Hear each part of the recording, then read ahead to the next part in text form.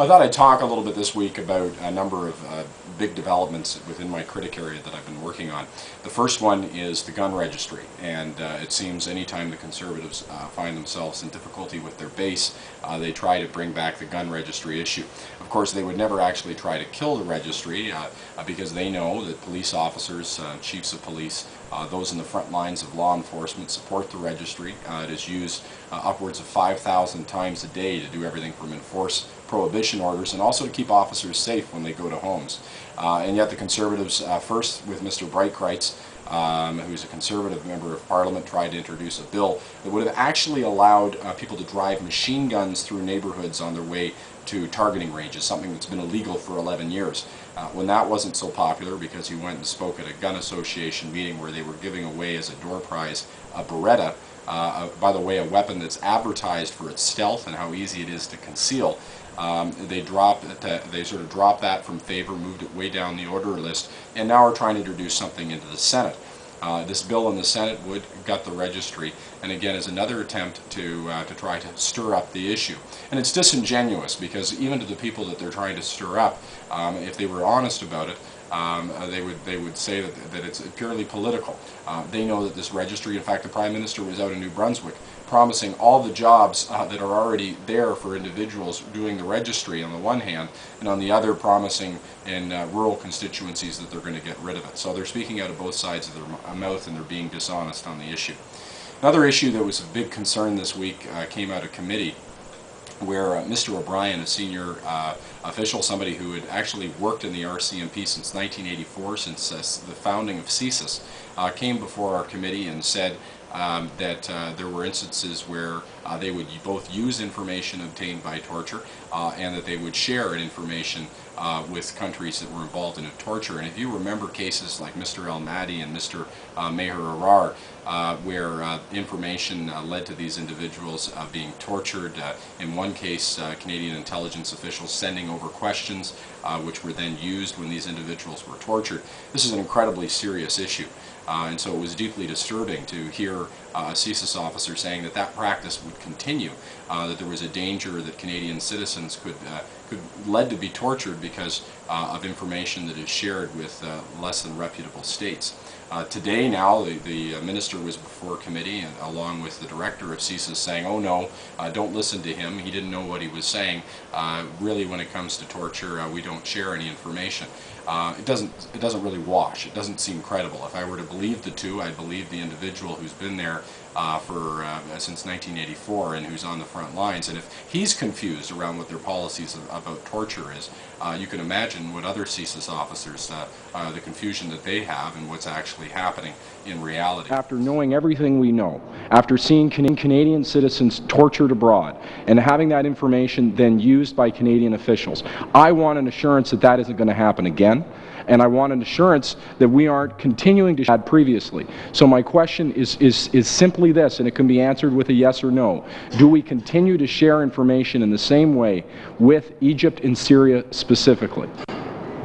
Can't comment on specifics that we share with, but yes, we continue to share information with with agencies from 147 countries, and the vast majority of those countries have human rights records which are not as glowing as ours. This strikes me as remarkable. We had Mr. O'Brien come before the committee. This is a gentleman who's been a manager with CSIS since its inception in 1980. And this is not somebody, in fact, he was enough authority that CSIS sent him to come before this committee to testify for 2 hours. And now I'm being feel like we're being told, just pretend he wasn't here, ignore what he said. Let me ask you very directly, do you believe that information obtained by torture is unreliable and should not be used by the agencies under your ministerial control? I'll respond to a couple of aspects of what you said. Firstly, in terms of Mr. O'Brien's specific comments, my reading of them was that he was engaging in a kind of philosophical discussion of a hypothetical situation, not I went on at quite some length about the occasions Can in you which answer the question, torture Minister? would Can be you answer the acceptable question? and so It's a on. direct question about something very serious, and that is the use of torture. Do you believe it's unreliable? Do you believe that the agencies that are under your direction should be using information obtained by torture? You raised several issues, and I'm getting asking to that question, Minister. Okay. The view of the government, and I believe the practices of the Canadian Security Intelligence Service are quite clear. Information that has been obtained by torture is not reliable. It should not be relied upon. I think there is ample understanding in the world that that is the case. That's why Western democracies do not engage in torture to gather information, because it is not reliable. It's also because it's a fundamental violation of human rights. Fundamental violation of human rights, but the probative value is limited as well. That's why even, intelligence that the last issue that is has been a big issue, of course, is tasers, and in particular the multiple firing of tasers.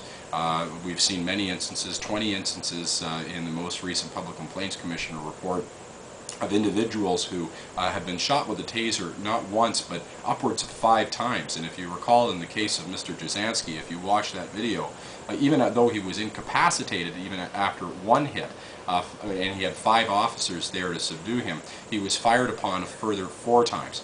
A CBC report has come out showing that for each additional time a person is hit by a taser, the likelihood that that hit will lead to death is increased that much more. That's why it's so disturbing that when the Commissioner came before our committee and said that they had strengthened provisions to stop this multiple use of tasers, that in fact they had weakened the provision and deleted clauses that prohibited this type of practice. So when we see the horrific incident of Mr. Jasansky out in the Vancouver airport, it's deeply disturbing to think this policy has not only not been changed, but it's actually been weakened. The Minister's response has been silenced. They've refused to provide clear direction on the use of tasers. And because this policy remains so ambiguous, we can be sure that there will be more cases like this until the government changes its mind. And that's something through committee and other ways we're going to push to stop, to make sure we have clear rules on.